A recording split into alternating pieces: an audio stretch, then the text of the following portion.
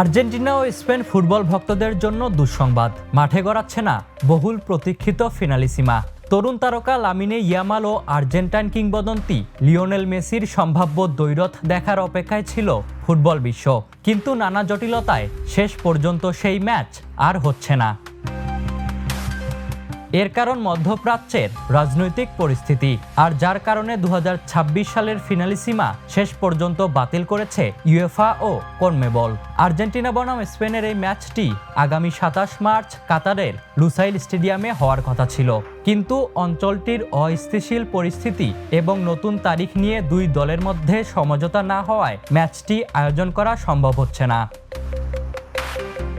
বিকল্প হিসেবে স্পেনের সান্তিয়াগো বার্নাব্যুতে ম্যাচ আয়োজনের প্রস্তাব দেওয়া হয়, তবে আর্জেন্টিনা এই প্রস্তাব মেনে নেয়নি।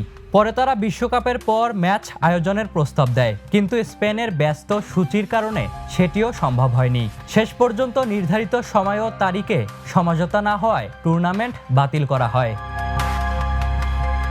Ishtiaq Mahin, the news.